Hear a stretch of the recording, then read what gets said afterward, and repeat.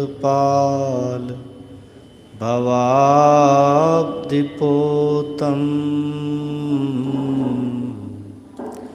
वन्दे महापुरुषते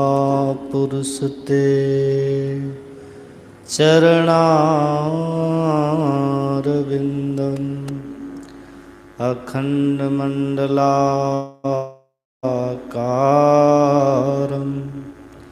व्याप्तं येन चराचरं तत्पदं दर्शितं येन तस्मै श्रीगुरवे नमः। तस्मै श्रीगुरवे।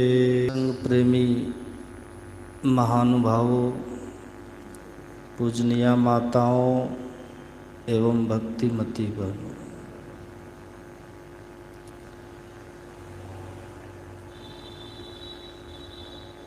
परमाराध्य सद्गुरु महाराज की अहत की कृपा से हम सब यहाँ पूज्य माता जी चंदा माता जी के जो दामाद जी हैं उन्हीं के पुण्य स्मृति में श्रद्धांजलि में यह सत्संग रखा गया है। यह न समझें कि शरीर का अंत जीवन का अंत है। शरीर का जन्म मरण होता है, आत्मा नहीं मरती। शरीर की मौत आत्मा की मृत्यु नहीं है, जीवन का अंत नहीं है, बल्कि जिसको हम मौत कहते हैं, मृत्यु कहते हैं, वो एक नए जीवन की शुरुआत है। और वो नया जीवन निर्भर करता है उस नए जीवन का, जो भी कुछ अच्छा बुरा होना है वो इस बात पर निर्भर करता है कि आप मनुष्य शरीर में रहकर कैसे कर्म किए। अगर आपके कर्म सही हुए हैं, जही मृग श्रुति साधु लखावे, सदग्रंथ और संतों के बताए हुए मार्ग पर चलकर अगर अपने जीवन को जो जिया हो तो उनका निश्चित स्वर्ग और सद्गति के अधिकारी है। और अगर जीवन की दिशा संत महात्मा और सदग्रंथों के अनुकूल नहीं है, जिसमें सत्संग, ध्यान, सदाचार, खान पान की पवित्रता, अगर ऐसा नहीं है तो फिर ये कोई उपाय, कोई व्यवस्था नरक और नीच योनियों में जाने से बचा नहीं सकता। तो पूज्य माता जी की जो दामाद थे उनके जीवन की दिशा बिल्कुल सही दिशा थी। जैसे उसके मरने पर क्या रोना, क्योंकि वो तो अपने जीवन को अच्छे ढंग से जी करके जीवन को सह सकता था। उसी शरीर को पा करके केवल संत महात्माओं के ज्ञान का अनादर करके और अपने आप को 84 लाख कीट पतंग की योनियों में लेके चला गया। इसीलिए वेदव्यास जी कहते हैं, जीवन्ते जीवनो यस्य जीवनः, ऐसा जीवन हो जिस जीवन में सगे संबंधियों की भी सेवा, अपनों की भी सेवा हुई हो और परलोक का भी। यह जीवति सौ जीवन, मतलब परिवार की सेवा, सगे संबंधियों की सेवा करते हुए और जो अपने परलोक को सवार लिया, पाई न जही परलोक सवारा। परलोक मोक्ष के मार्ग को पकड़ लिया, साधन के मार्ग पर चल रहा है और ईश्वर की भक्ति और सेवा जिसके जीवन में रहा हो तो उनके लिए नहीं रोना चाहिए। वेदव्यास जी कहते हैं, जिसने परलोक संवारते हुए और सब परिवार समाज की सेवा करते हुए इस संसार को त्याग दिया, समझिए उसने अपने जीवन को सार्थक कर लिया। ऐसे सार्थक जीवन जीने वालों के लिए संसार में भी कीर्ति होती है और परलोक भी उसका उत्तम बनता है। बार बार मनुष्य शरीर मिलता है और अंततः मोक्ष भी मिलता है। तो ये ध्यान भजन का संस्कार मुक्ति का संस्कार, मोक्ष मिल जाने वाला संस्कार है। तो हम लोग ऐसे ही एक आत्मा, क्या नाम था, विक्रम जी, जो शरीर को त्याग कर इस संसार को त्यागे हैं, उसके उपलक्ष्य में यहाँ उपस्थित हुए हैं। मेरी गुरु महाराज से उनके आत्मा के शांति और गुरु महाराज अपनी शरणागति में रखें, यही मेरी उनके लिए प्रार्थना है।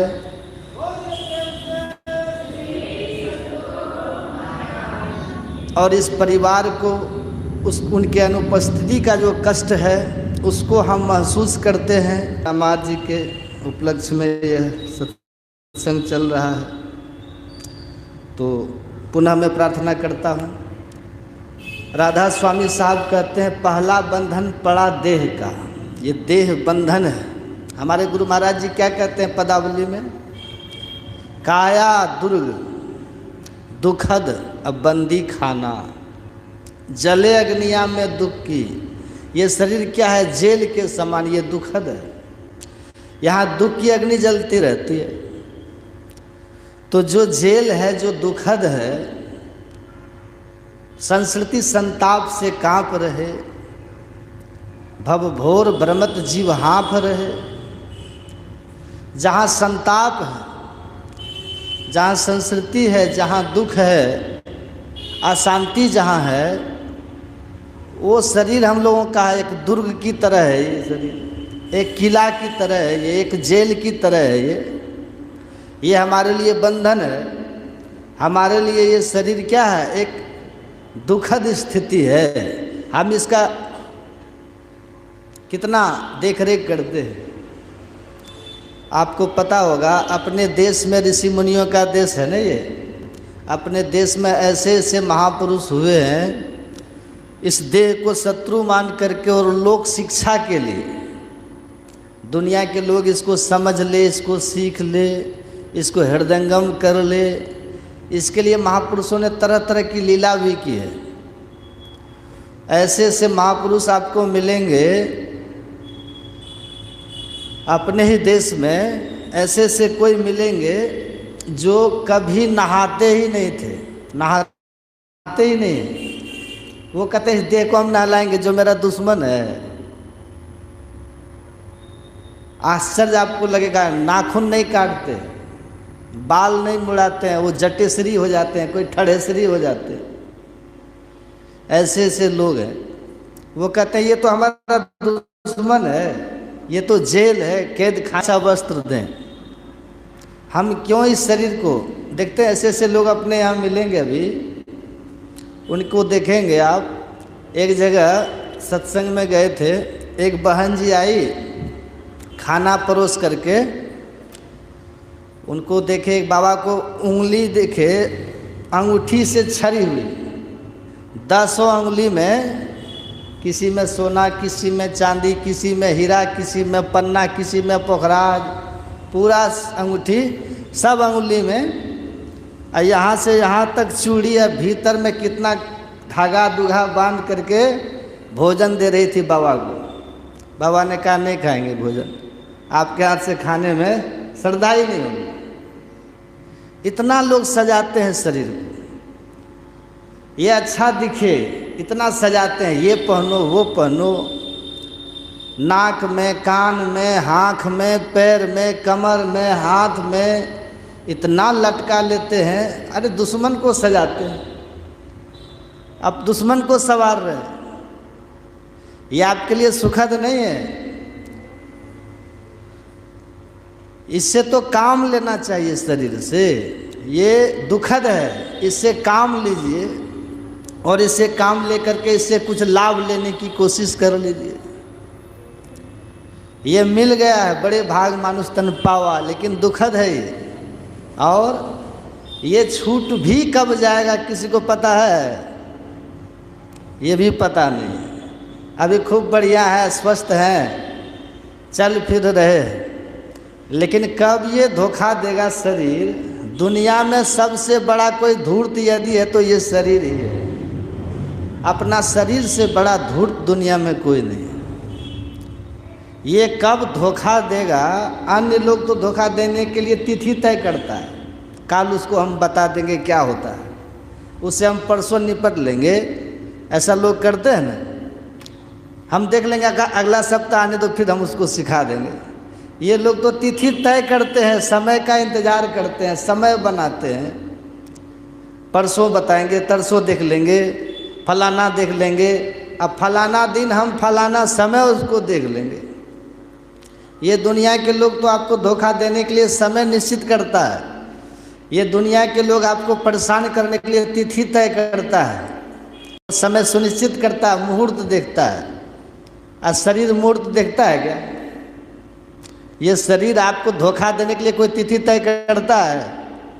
नहीं करता।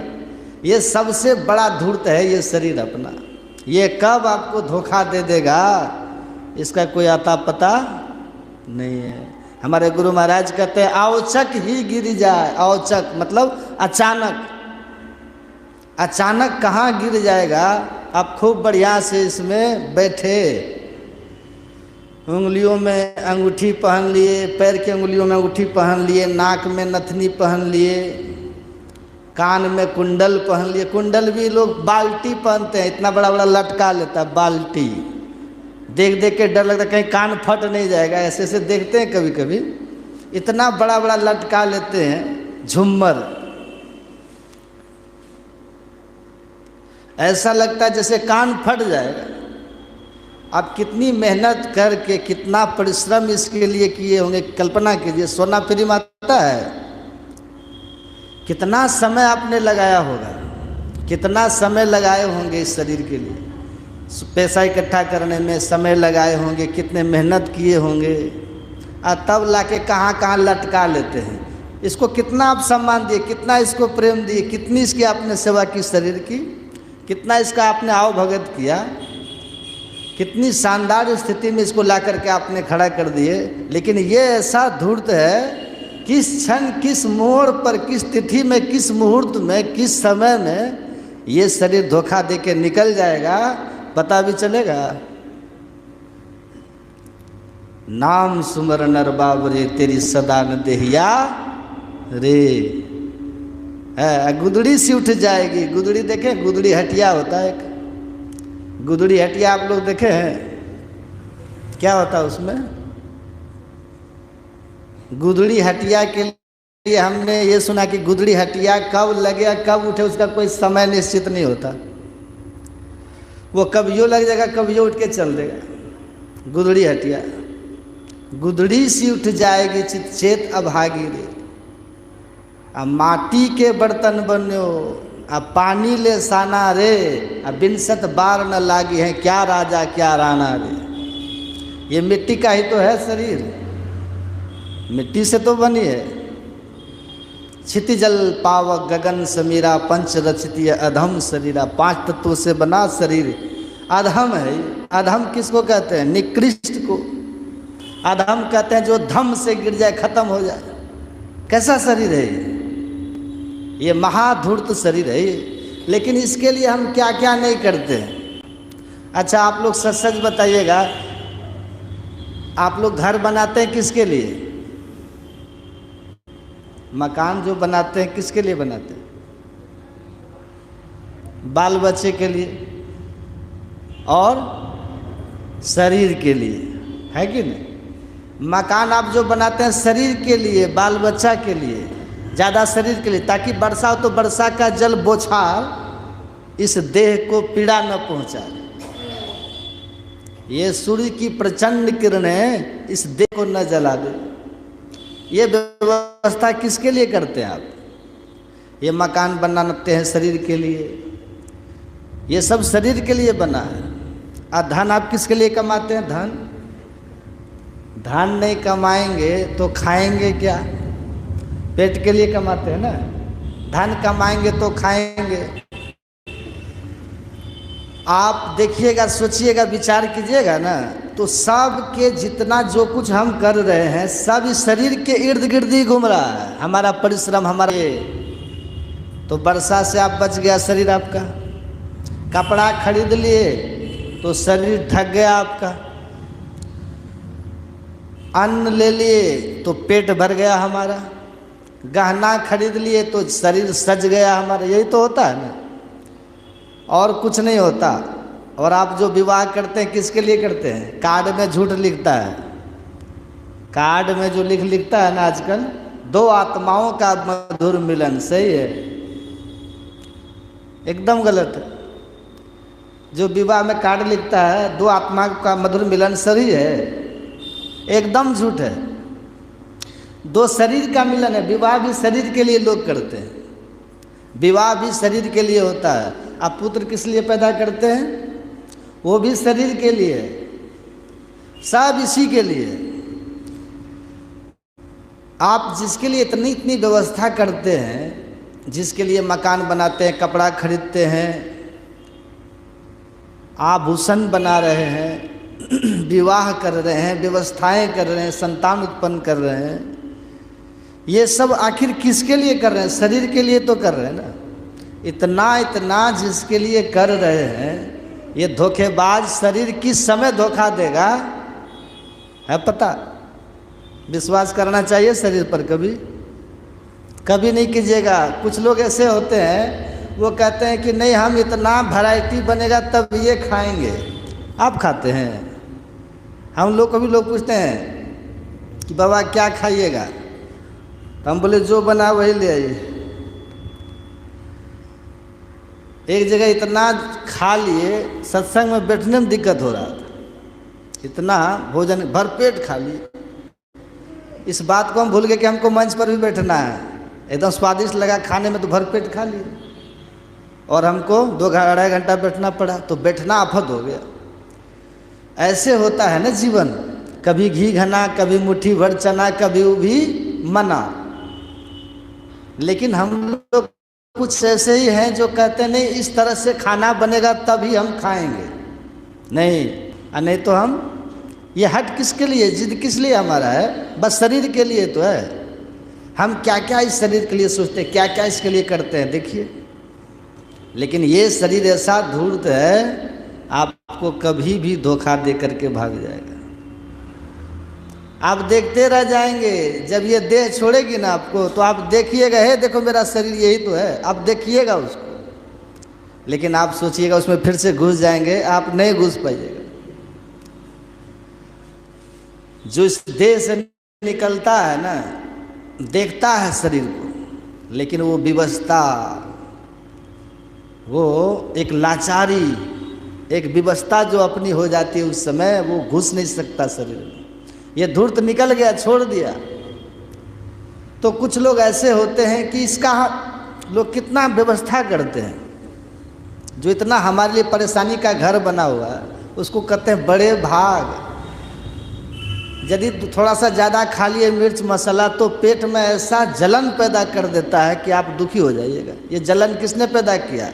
ये दुखी आपको किसने किया? शरीर ने किया ना, शरीर है तो किया। अब पेट में जलन हो रहा है, ऊपर से आप तेल लगा रहे हैं, तेल लिप रहे हैं। पेट में जलन हो रहा है, ऊपर से आप रत्न आभूषण पहन रहे हैं। पेट में जलन हो रहा है, आप बाल का कटिंग करवा रहे हैं। ये सब क्या है? ये दुश्मन है आपका। के शत्रवः कहा निजेंद्रियानी। और भी सुनिए, ये शरीर कैसा है अपना।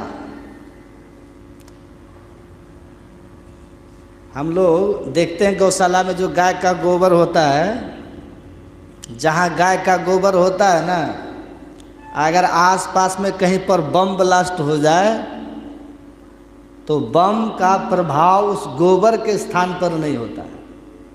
पता है आप लोग को? इसलिए पहले अपने यहाँ परिवार जो रिवाज था कि जो घर के लोग होते थे वो प्रतिदिन गाय के गोबर से घर को लिपते पोतते रहते थे।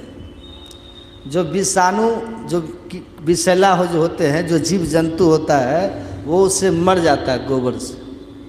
ऐसा तो पहले के लोग निपते थे, और धीरे धीरे नियम खत्म हो गया। शनिवार के दिन निपते थे, जानते हैं ना। हम लोग जब स्कूल जाते थे तो शनिचरा मनाते थे। शनिचरा, शनिवार के दिन पढ़ाई कम होती है। शनिवार के दिन स्कूल जाते थे तो गोबर से पूरे स्कूल की सफाई होती थी, तो वो सब होता था। 6 दिन पढ़े 7 दिन जो उधर पढ़े उस बात को दोहरा भी लेते थे, बस यही होता था शनिवार को स्कूल में। तो गाय के गोबर का देखिए महत्व क्या है।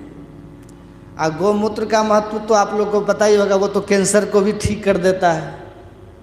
गौमूत्र ऐसा है, चाहे भीतर में कोलेस्ट्रॉल हो, थायराइड हो, किडनी का रोग हो, कुछ भी हो, बस गौमूत्र पीजिए, नुकसान का सवाल ही नहीं है। वो तो कितना देखिए लाभ देता है। लेकिन शरीर अपना वैसा है कि ये हम लोग जाते हैं, लोगों के घर में जाते रहते हैं, यदि बिना कहे घुस जाते हैं शौचालय में, यदि शौचालय में देखते हैं टट्टी जहाँ तक उल्टी हो जाती है, हे भगवान कितना गंदा। गाय के गोबर वहाँ रहता है, वहाँ उल्टी, और मनुष्य का गोबर से उल्टी हो जाता है। कितना खराब है ये शरीर। गाय का जन्म दिन भी कोई मनाते हैं कभी? इतना बढ़िया फैक्ट्री है, उसके जो गोबर निकलता है उससे, वो गोबर देखिए कंपोस्ट वही ना है, वही ना आपके फसल को लहलहा देता है गोबर। वही गोबर से देखिए कितना दवाएं बन जाती है। अब गोबर का रस निकाल करके उसको पीजिए, बहुत लाभ होता है। इसके लिए बहुत बहुत दवाई कहाँ बन रही है, लोग बना रहे हैं। गौमूत्र से कितना लाभ। अब पंचामृत तो आप जानते हैं ना, पंचामृत उसमें क्या होता है? गोबर, गोंत, दूध, दही और घी, पांचों मिला खाइए, पंचामृत है। ऐसा कोई मनुष्य का पंचामृत खाएगा? कितना निकृष्ट है ये शरीर। हमारे गुरु महाराज इस बात को लिख दिए पदावली में, पढ़िएगा। कार्तिक काया, कार्तिक काया, काया मतलब शरीर। कार्तिक काया नीच माया, मूत्र बूंद से है बनो। अब सोचिए शरीर कैसा है। आपका कुंडल किस चीज से बनता है? कान का घड़ा देखें, मिट्टी का घड़ा। मिट्टी के घड़ा किस चीज से बनती है? मिट्टी से बनती है। अब घड़ा में आप जहां भी खोजिएगा तो क्या मिलेगा? मिट्टी मिलेगी। आप आभूषण पहनते हैं, कान में कुंडल, नाक में नथ पहनते हैं सोना का, तो उसमें जहां भी खोजिए क्या मिलेगा? उसमें सोना ही मिलेगा। मिट्टी का घड़ा है तो जहाँ खोजिएगा मिट्टी ही मिलेगी उसमें। सोना का है तो जहाँ खोजिए सोना ही मिलेगा। चांदी का है तो जहाँ खोजिए चांदी ही मिलेगी। और शरीर किससे बना हम लोगों का? मूत्र बूंद से है बनो। गुरु महाराज कहते हैं कितना गंदा है। इसका हम लोग पूजा करते हैं, इसका कितना देख रेख करते हैं। तो कुछ लोग ऐसे होते हैं इस दृष्टि से इस देह का तिरस्कार करते हैं। और शंकराचार्य जी महाराज ने तो हद कर दिया। उन्होंने कहा कोवा नरको, नरक क्या है? कहा स्वदेह, शरीर ही नरक है। हमारे गुरु महाराज ने तो जेल कह दिया, बंदी खाना, काया दुर्ग दुखद बंदी खाना। अब वो देखिए नरक कह देते हैं शंकराचार्य, नरक है ये। कार्तिक काया नीच माया, मूत्र बूंद से है बनो, माही पूरन मलन।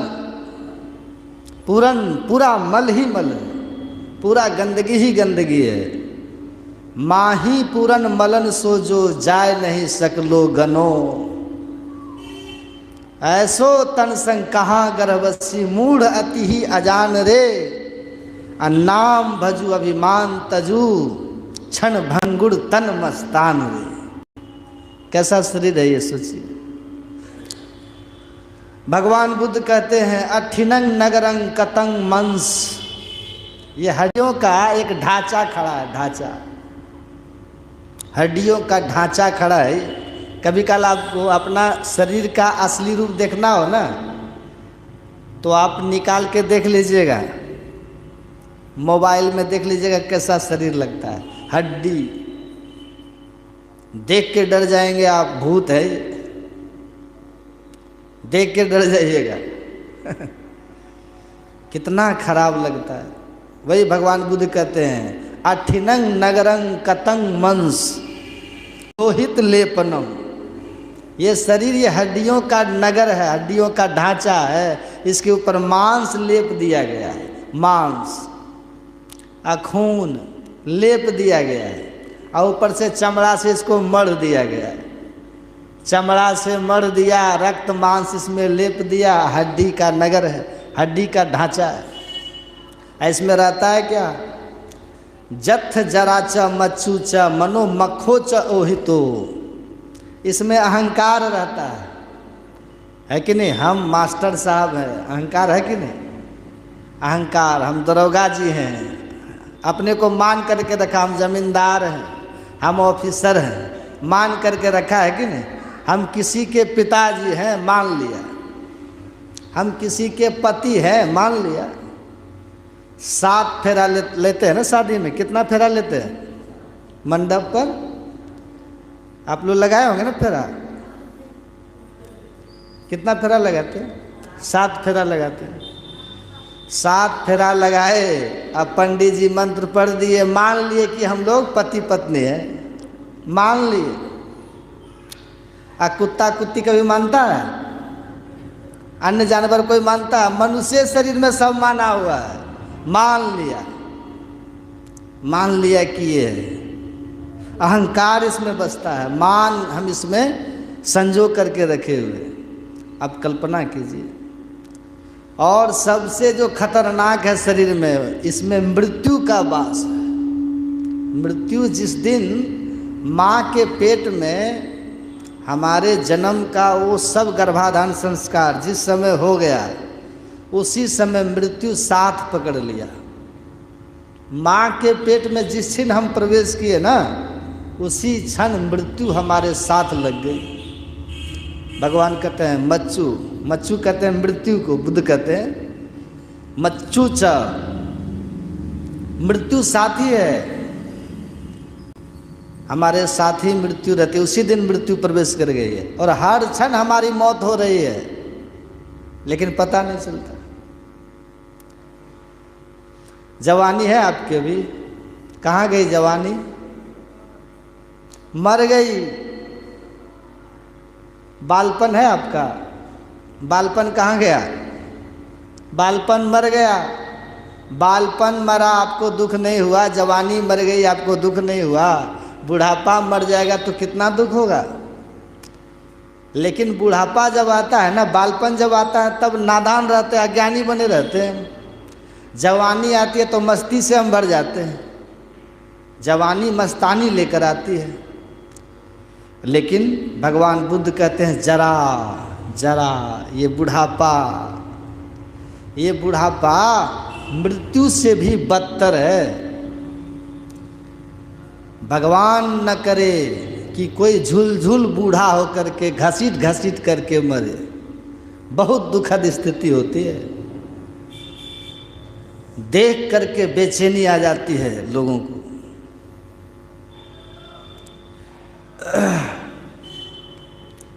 एक डॉक्टर के यहाँ एक बूढ़ा को हमने देखा, बूढ़ा भी क्या, साधु कहिए, एक साधु थे, बूढ़े थे। उस साधु ने अपनी सारी संपत्ति दूसरे महात्मा को दे दिया। अब वो महात्मा अपने नाम सब कुछ करवा लिया। जब वो मरने लगे, बूढ़े बाबा बहुत पुराने, 100 साल से ज़्यादा उनकी उम्र।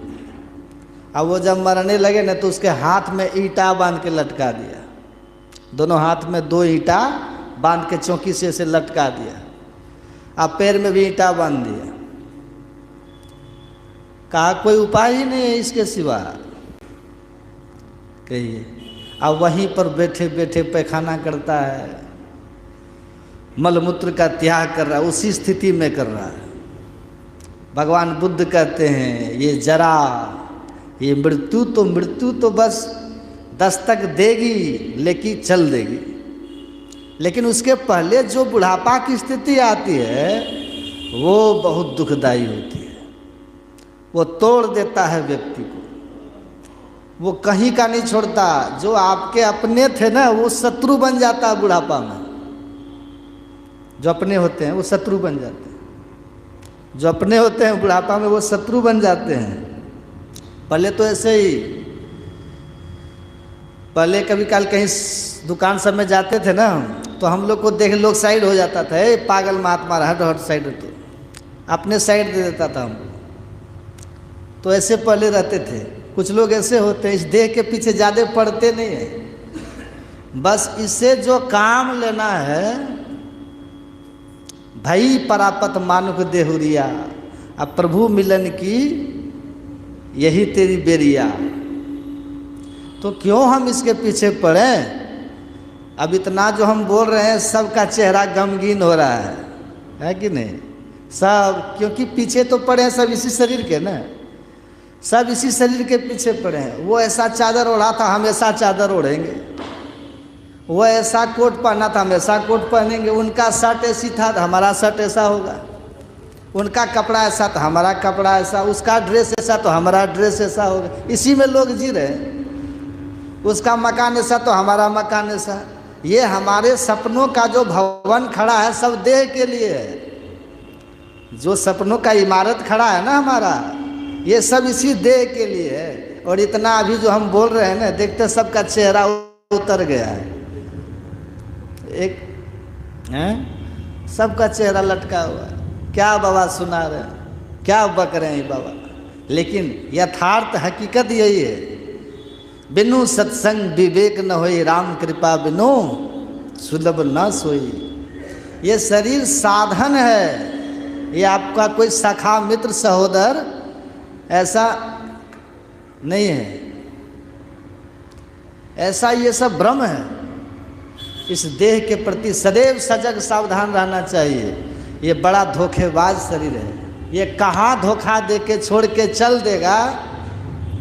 लोग कहते हैं मर के चला गया, हम कहते हैं नहीं नहीं नहीं, वो तो है, ये है देह छोड़ के चली गई।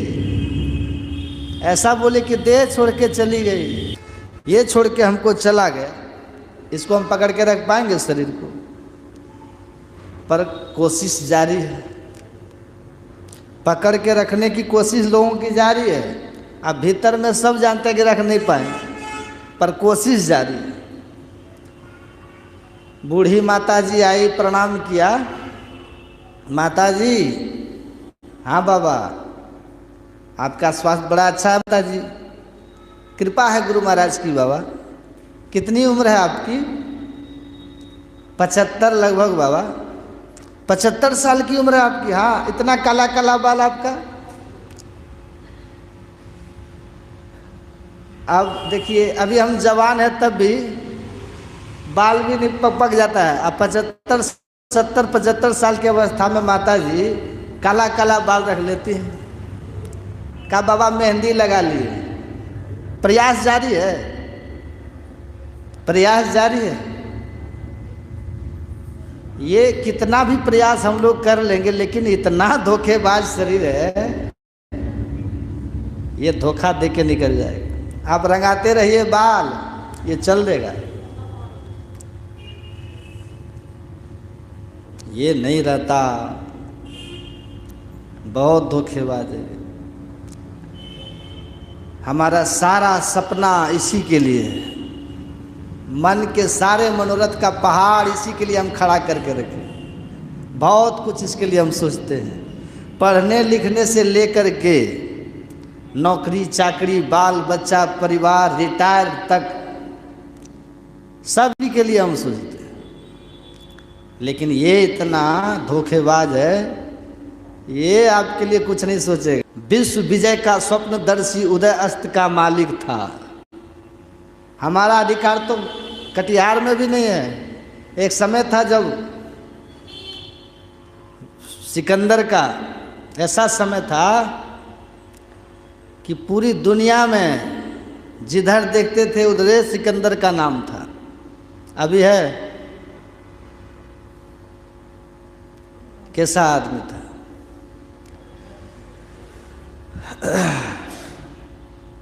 सिकंदर की तोती बजती थी चारों तरफ, विश्व विजय का स्वप्नदर्शी। और क्या मजाल कि उसके सामने कोई आंख उठा के देख ले, तलवार चल जाती थी। अब वही जब भारत आया अब पंजाब में रावी नदी के किनारे एक संत से मिला, दंडनायक नाम था उनका। उनकी जब आश्रम में गए और वहाँ जो उनका तेज, उनकी प्रखरता, उनकी प्रबुद्धता, उनकी सजगता, उनका होश हवास, उनका ज्ञान की प्रखरता जब उन्होंने देखा, सिकंदर ने, उसका अहंकार चूर चूर हो गया।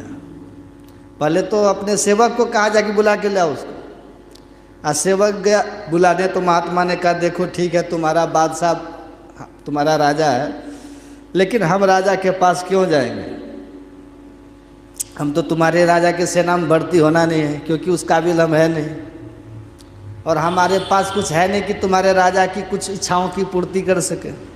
हमें तो कोई ज़रूरत है ही नहीं, और न हमें तुम्हारे राजा से कुछ लेना देना है। हम क्यों जाए तुम्हारे राजा के पास, यदि उसको कुछ चाहिए हमसे तो वो आ जाए। अब ये जाए कि जैसे उसको सुना दिया, उसका टेम्परेचर तो शिखर छू लिया सिकंदर का। अब ऐसा स्वाभिमानी व्यक्ति को ऐसा कुछ चोट मारे, उसके अभिमान पर प्रहार करे, तो कैसे फनकारेगा वो। निकाल लिया तलवार, चलो देखते हैं कौन है। अब पास जो गए, उनकी सरलता, उनकी विनम्रता, उनकी सहजता, सब कुछ देख करके, उनको देखते ही चंदन शीतल चंद्रमा, जैसे शीतल संत तैसे शीतल संत। जैसे चंद्रमा में शीतलता होती है, चंदन में शीतलता होती है, ऐसे ही संत में शीतलता होती है।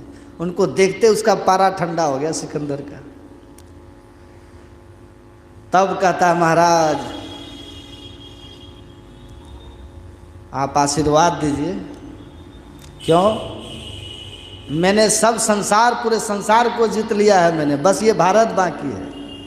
कहा भारत को तू जीत नहीं पाएगा। कह देगा ऐसा सीधा कोई? हम लोग किसी को उल्टी बात कहना चाहते, थोड़ा घुमा फिरा के लाग लपेट लेके तब बोलते, सीधा बोलेंगे तो झगड़ा कर देगा। कोई बात अगर बोलनी होती है ना उल्टी विपरीत बात, तो थोड़ा उसमें लाग लपेट मिर्च मसाला पहले लगाते हैं, पहले लुल्लू बाबू कर लेते हैं, तब कहते हैं, प्रसन्न करके तब ऊपर से धीरे धीरे कटु बात को सुनाते हैं। और उसी दे करिया तू अब जीत नहीं पाएगा। चौंक गया। उनकी बोलने में इतना दम था, इतना विश्वास था, उस दंडनायक की आवाज़ में इतना गहरा एक विश्वास, उनकी बात में इतना ओज तेज, उसको विश्वास हो गया कि ये आदमी झूठ नहीं बोल सकता, ये झूठ इसको छू नहीं सकता, तू जीत नहीं पाएगा। कहा महाराज क्या कह रहे हैं आप? कहा हाँ ठीक कह रहा हूँ मैं। और देखो सिकंदर, तुम जो इसको जीत करके और सब कुछ जीत करके तुम सुखी होना चाहते हो ना, अब तुम्हारे नसीब में सुख भी नहीं लिखा है। कहा क्यों? क्योंकि अब तू बस क्षण भर के मेहमान हो, तुम्हारी मौत होने वाली है। ये मौत से कौन नहीं डरेगा? अब तुम बहुत दुख में पड़ने वाले हो, और यदि तुम सुखी होना चाहते हो तो बस एक उपाय है, तुमने जिनका तुमने आंसू बहाया ना, उसका आंसू जा करके पोछो, यही है उपाय। कितने को तूने अनाथ बना दिया, कितने माताओं का तूने सिंदूर धो दिया, ये तूने बहुत बुरा किया सिकंदर। बस थोड़े दिन तुम्हारा है, यदि तुम सुख चाहो तो जाकर के बस उसके आंसुओं को पोछो, उन बच्चों को थोड़ा सहारा दो जिसको तूने अनाथ बनाया, वो ललनाओं को, अबलाओं को थोड़ा सहारा दो, सहयोग दो उसको, जिसको तूने विधवा बना करके छोड़ दिया है। चौंक गया सिकंदर, डरा। कहा ये आदमी झूठ नहीं बोल सकता है, झूठ इसके जीवन में नहीं लग रहा है, ये सत्यनिष्ठ है, ये सत्य के धरातल पर खड़ा है, झूठ बोल ही नहीं सकता है।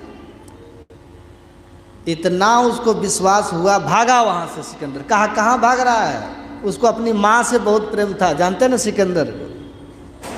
सिकंदर मातृभक्त था, लेकिन अज्ञानी था, नादान था ना, अपनी माँ की पूजा करता था और दूसरे की माँ को रुलाता था।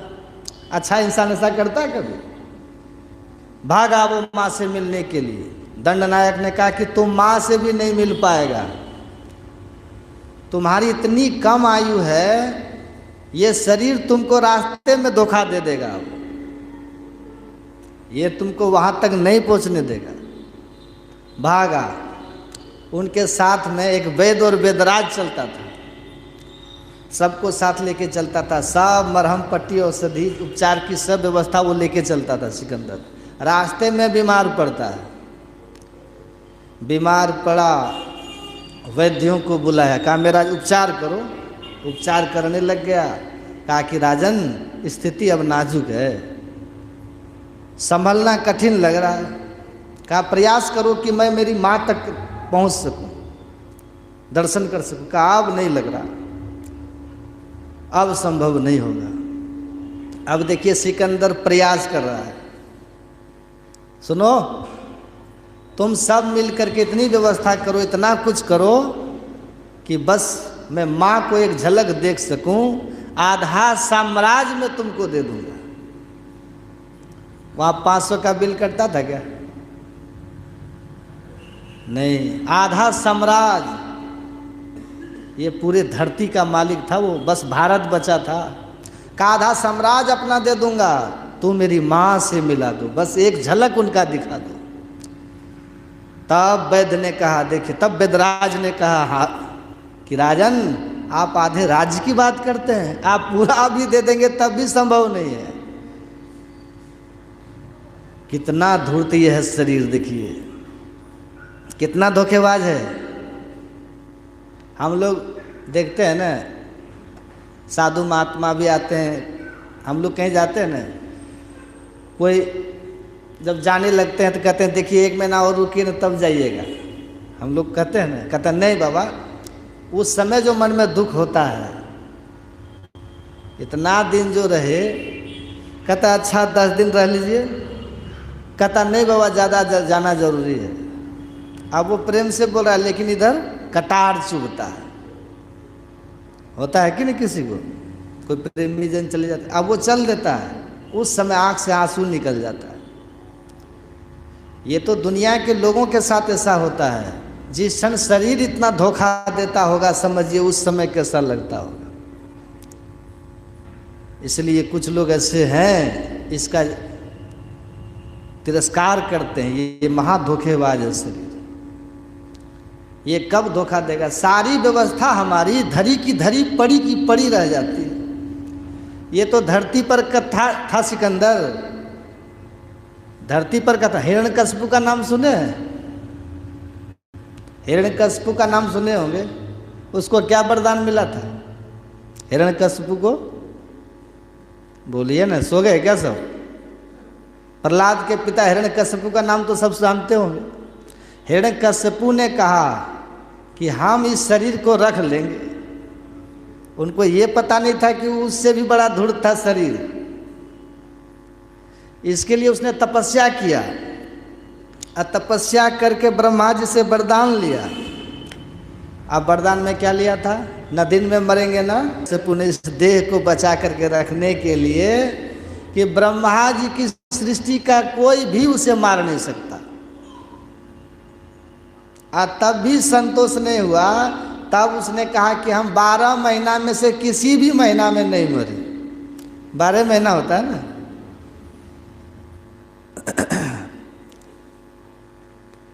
का 12 महीना में से किसी महीना में नहीं मरे। कितना चतुराई किया हिरण्यकश्यप ने, हे ब्रह्मा जी हमको ये वरदान दीजिए, हम 12 महीना में से किसी भी महीना में नहीं मरे। मतलब शरीर हमारा नहीं छूटे। अब ब्रह्मा जी ने भी कह दिया एवं अस्तु। ब्रह्मा देवता भी प्रयास में लग गए, इधर राक्षस भी लग गए प्रयास में, इस धूर्त को रखने के लिए शरीर को। अब सोचिए, ले लिया वरदान। अब वरदान लेकर के बस मन मतंग हो गया, उन्मत्त हो गया हिरण्यकश्यप, मदमत्त हो गया हिरण्यकश्यप। अब जो मन सो करे, जिसको मन हो मार दे, जिसको मन हो घर निकाला दे, जिसको मन हो राजा बना दे, जिसको मन हो अपना प्रिय बना ले, जिसको मन हो दुश्मन की तरह कत्ल कर दे। उन्मत्त हो गया हिरण्यकश्यप। मनुष्य को कष्ट देने लगा, देवी देवताओं को कष्ट देने लगा, गाय को कष्ट देने लगा। तब क्या हुआ, नरसिंह भगवान आए कि नहीं। नरसिंह भगवान जब आए तो पहले तो युद्ध हुआ खूब, युद्ध कर करके उसको मार मार के उसको ठंडा किया हिरण्यकशिपु। उसको था कि हमसे ज़्यादा बलशाली कोई नहीं है। जब मार मार के उसको ठंडा किया तब फिर झपट के पकड़े, अपनी गोद में लटाए बैठाए, अब मारने के लिए तैयार हो गए। हिरण्यकशिपु ने जोर से हंसा, कहा तू मुझे नहीं मार सकेगा, मतलब मेरा शरीर को तू नहीं मार पाओगे। कहा क्यों? कहा क्योंकि वरदान मिला हुआ है ना मुझे। क्या वरदान मिला है? न मुझे नर मार सकता न जानवर मार सकता। कहा देख मैं कौन हूँ। गले से नीचे जानवर, गले से नीचे मनुष्य और गले से ऊपर न नर है न जानवर है, हम ही तुमको मारे। कहा तब भी नहीं मार पाओगे। बोले क्यों? कहा क्योंकि मुझे न कोई दिन में मार सकता न रात में मार सकता। भगवान ने कहा देख अभी कौन सी बेला है, ये गोधूली बेला है, अभी दिन का अंत हो चुका है और रात्रि का आगमन नहीं हुआ, न दिन है न रात है, ये गोधूली बेला, ये मध्य की बेला, इसी क्षण में तुझे मारूंगा। कहा तब भी नहीं मार सकते। कहा क्यों? कहा न तो मुझे कोई घर में मार सकता न तो बाहर में। कहा ये ओसरा है, ओसरे पर तुमको मारेंगे। कहा तब भी नहीं मार सकते। बोले क्यों? कहा न तो धरती पर मार सकता न तो आकाश में। कहा तू मेरी गोद में है, न धरती है न आकाश है। तब कहा कि हमको ब्रह्मा जी की सृष्टि का कोई नहीं मार सकता। कहा कि हम खंभा फाड़ के प्रकट हुए, हमको ब्रह्मा जी नहीं बनाए। कहा तब भी नहीं मार सकते। बोले क्यों? कहा कि 12 महीना में से कोई महीने मुझे मार सकता है, किसी भी महीना में। तब भगवान ने कहा ये तेरा माह महीना मलेमास चल रहा है, स्पेशल हमने तेरे लिए बनाया है। देखिए कैसा धूर्त है शरीर, दिया न धोखा। प्रयास किया कि नहीं हिरण्यकशिपु, और रावण को इसका पता चल गया तो रावण ने सीधे कहा हम काहू के मर ही न मारे। सीधे कह दिया हे ब्रह्मा जी हमको ऐसा वरदान दीजिए हम किसी के भी मारे न मरे। तब ब्रह्मा जी ने कहा थोड़ा कुछ विकल्प तो छोड़ो। कहा ठीक है, ये बंदर मनुष्य को छोड़ करके बानर मनुष्य जाति द्विज मारे। ये बंदर तो हमारा भोजन है, रोज पकड़ते हैं और खाते हैं।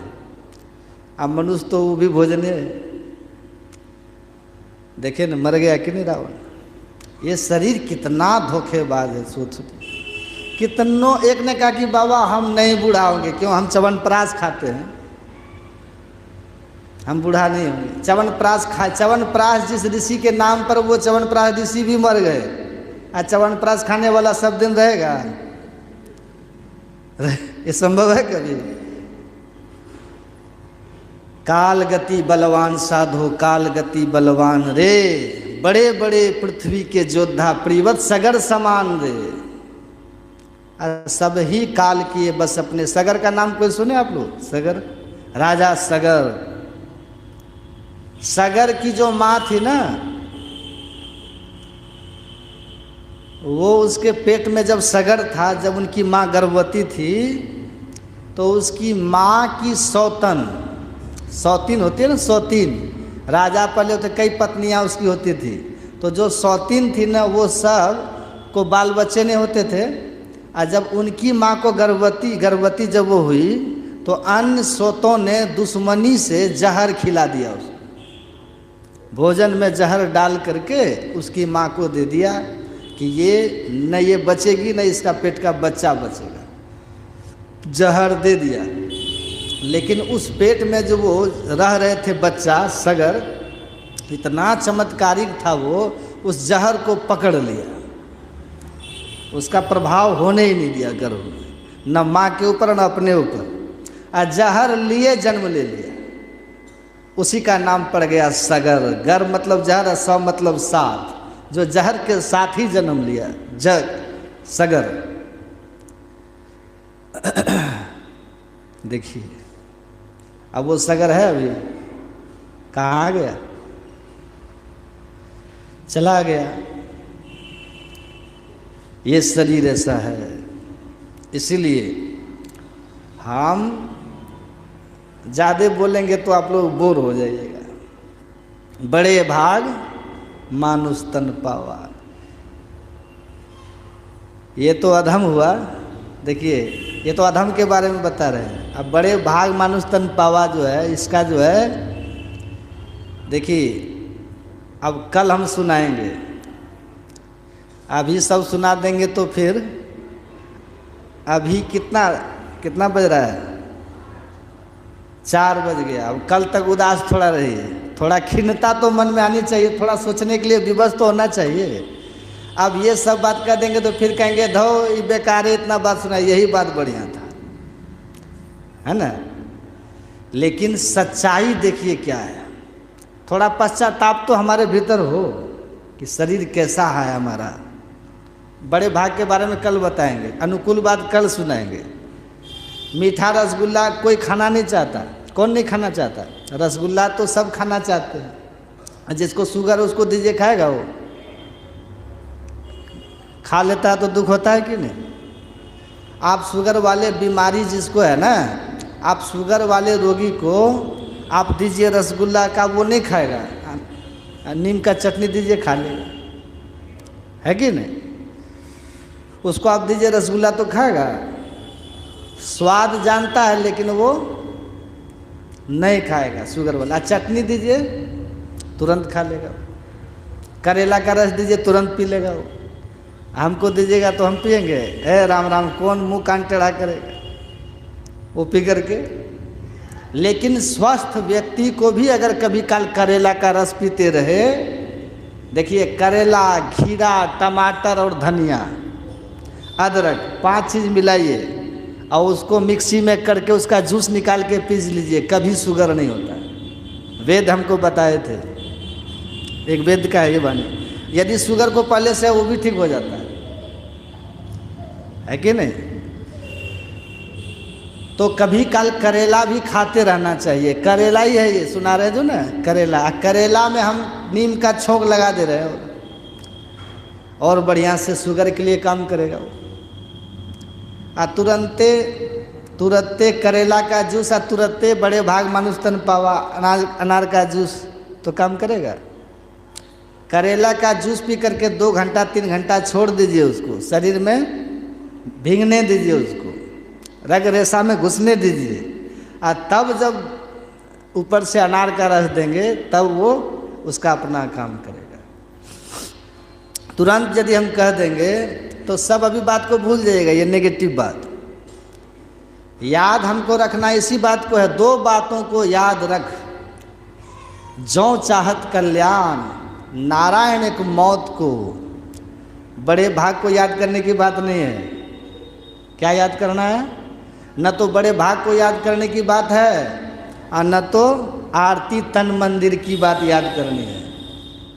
याद करने की क्या है? 2 बातों को याद रख, जो चाहत कल्याण, नारायण एक मौत को, और दूजो श्री भगवान। जिनको मौत की याद आएगी उसको अपने भगवान याद आएगा, याद करना नहीं पड़ेगा। ये मौत, ये दुख भगवान की याद करा देता है। कृष्ण भगवान जब जा रहे थे ना हस्तिनापुर से मथुरा द्वारिका, जब जा रहे थे भगवान, तो रास्ते में भगवान श्री कृष्ण को मिल गए। कौन? कुंती माता। कुंती मिली तो कुंती रोने लगी। अब बुआ थी भगवान की, अपनी सगी बुआ, भगवान के पिताजी की बहन, सगी बहन थी कुंती माँ, बुआ है अपनी। तो वो रोने लगी, तो भगवान ने कहा कि बुआ आप रो रहे हैं? हाँ। कहा क्यों? कहा तुम जा रहे हो ना। कहा जाना तो है ही, कोई सब दिन सबके साथ रहेगा? हमारा घर है द्वार, हमारा वहाँ द्वारका, हम तो जाना होगा। आप यहाँ रहिए, हम वहाँ रहेंगे।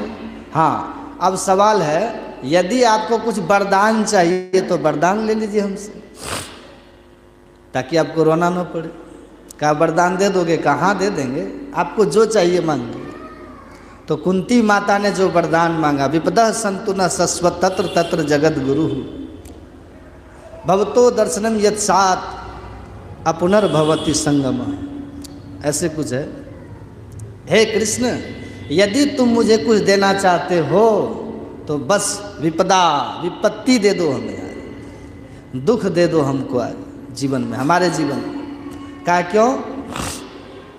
कहा जहाँ दुख है ना वहीं तुम हो, और जहाँ सुख है वहाँ से तुम भाग जाते हो। मेरे पुत्रों को जब दुख था, दर दर की ठोकर बन बन की ठोकर खा रहा था, तुम साथे साथ घूम रहे थे, और अब जो राजगद्दी मिली तो तुम जा रहे हो, तो अच्छा तो बन ही न था।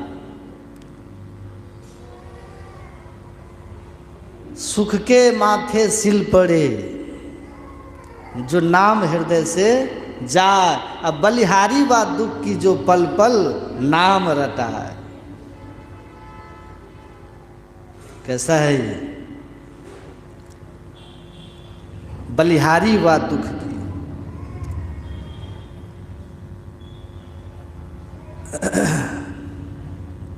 दुख में सुमिरन सब करे।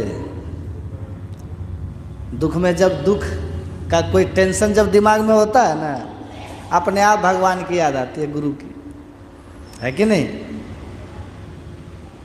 अब शमशान में चले जाइए रात्रि के समय, श्मशान, तो हनुमान चालीसा याद रहे कि नहीं रहे? जय जय जय हनुमान गोसाई एक बार तो शुरू हो ही जाता है, याद रहे कि नहीं रहे? भले पूरा याद नहीं हो, जैसे शमशान में गए भूत प्रेत की बात आई तो जय जय जय हनुमान गोसाई। अब ऐसे कहिए करने के लिए करेगा? कहते भूल गए, याद कहाँ, वहाँ अपने आप याद होता है। जय जय जय हनुमान गोसाई, कृपा करो गुरुदेव की नाई, महावीर विक्रम बजरंगी, कुमत निवार सुमत के संगे, शुरू हो जाता अपने आप, है ना? दुख में सुमिरन सब करे, आ सुख में करे न कोई, आ जो सुख में सुमिरन करे तो दुख काहे को होए। लेकिन सुख में सुमिरन करना बड़ा कठिन है। जब सुख रहता है ना, सुख की स्थिति में कहता हाँ ठीक है भजन करेंगे, बस थोड़ा ये काम कर लेते फिर करेंगे। कहते हैं ना संत महात्मा, कहते हैं कल करे सो आज कर,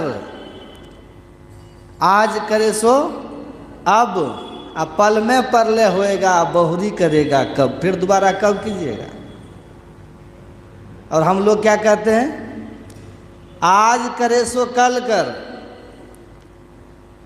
कल करे सो परसों, इतनी जल्दी क्या है, समय है अभी बरसों। जैसे रोड पर गए, एक्सीडेंट हो गया, फिसल गया, पैर गिर गए, बस तुरंत हे भगवान ये क्या, हम तो सोचे थे परसों ये काम करेंगे, पहले एक्सीडेंट हो गया। तब भगवान का नाम लेते हैं कि नहीं? तब लेते हैं। इसलिए दुख जो जीवन में आता है ना, तो दुख भगवान को याद करा देता है। इसलिए कुंती माता ने कहा था, हे कृष्ण मेरे जीवन में दुख ही रहने दो, बस और कुछ नहीं चाहिए, दुख ही दे दो हमें, ताकि तुम्हारी याद हमें आती रहे, तुम्हारा चिंतन चलता रहे, या फिर तुम हमारे साथ रहो, ये दुख ही हमें दे दो। देखिए तो दुख में भगवान की याद स्वतः आती है। हमारे गुरु महाराज जी कहते थे जीवन में थोड़ा दुख भी चाहिए, पढ़ेंगे उनके प्रवचन में आप, वो कहते हैं जीवन में थोड़ा दुख भी चाहिए, क्योंकि सुख ही सुख रहने से मन मस्ता जाता है। उनके प्रवचन में मन मस्त रहता है, फिर किसी को गिनता ही नहीं, बड़ों का भी अपमान कर देते हैं, तिरस्कार कर देते हैं, गुरुजनों का भी तिरस्कार कर देता है। और जैसे थोड़ा दुख आता है ना, तो उसको एकदम आकाश पाताल सूझने लगता है कि अरे ये क्या हो गया, फिर मस्ती सब क्षण भर में ध्वस्त हो जाती है। तो दो बातों को याद रख, जो चाहत कल्याण, नारायण एक मौत को दूजो श्री भगवान। ये धोखेबाज शरीर है, ये बड़ा गद्दार है, ये बहुत गंदा शरीर है। लेकिन एक बहम जो पैदा हो गया ना हमारे भीतर कि हम शरीर हैं, हमारा शरीर ऐसा है, इसको बोलते हैं देहाभ्यास। क्या बोलते हैं इसको? ये देहाभ्यास है। शरीर है अलग, हम है अलग, लेकिन ऐसी भ्रांति हमें हो गई है कि लगता है कि हम यही हैं। और किसी के मृत्यु पर कोई रोता है, क्यों है? मृत्यु पर वो रोता इसीलिए है कि उसकी नाक को याद करके रोता है व्यक्ति। आहा, नाक कितनी बढ़िया थी उसकी, उनके चेहरा को देख करके रोता, आहा कितना चेहरा मासूम था, चेहरा था, मर गया बेचारा। नाक को देख करके रोता है, चेहरा को याद करके रोता है, हाथ को याद करके रोता है, पैर को याद करके रोता है, उसकी उदारता को याद कर करके रोता है, कितने उदार थे वो, रोता है कि नहीं? लेकिन उसको ये पता नहीं है रोने वालों को, ये तो पहले से मुर्दा है, शरीर अभी भी मुर्दा ही है, इसके भीतर हम हैं, जिसके भीतर जो चल फिर रहा है, शरीर अभी भी ये तो मुर्दा है शरीर, हम है तब चल रहा है, बोल रहा है। देखते ये बज रहा है नहीं, ये मुर्दा ही है, पर बज क्यों रहा है? करंट है तो बज रहा है। बस चल रही है तो क्या बस में चेतना है क्या? बस में ड्राइवर बैठा तो बस दौड़ रही है, ड्राइवर के बैठने से बस दौड़ती है और जीव के बैठने से देह दौड़ती है, इतना ही फर्क है। ये तो ऐसा ही खत्म है, आपको पता है। बस 2 मिनट में अब खत्म करते हैं।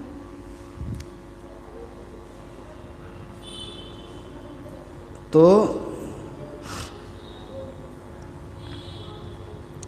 अब समय हो गया।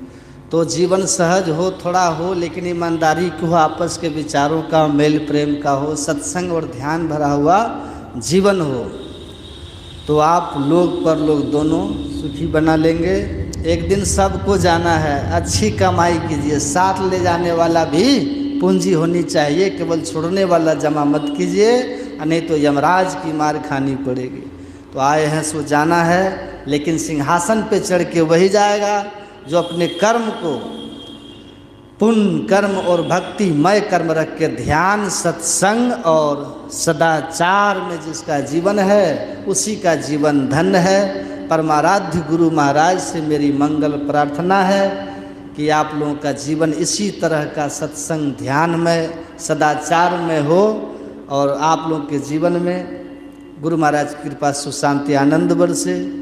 ये जो सत्संग करा रहे हैं उनके दामाद के लिए, विक्रम जी के लिए, उनकी आत्मा की शांति के लिए मैं गुरु महाराज से प्रार्थना करता हूँ कि वो जहाँ भी रहे गुरु महाराज की शरणागति में रहे, गुरु महाराज की कृपा छाया उनको मिलती रहे।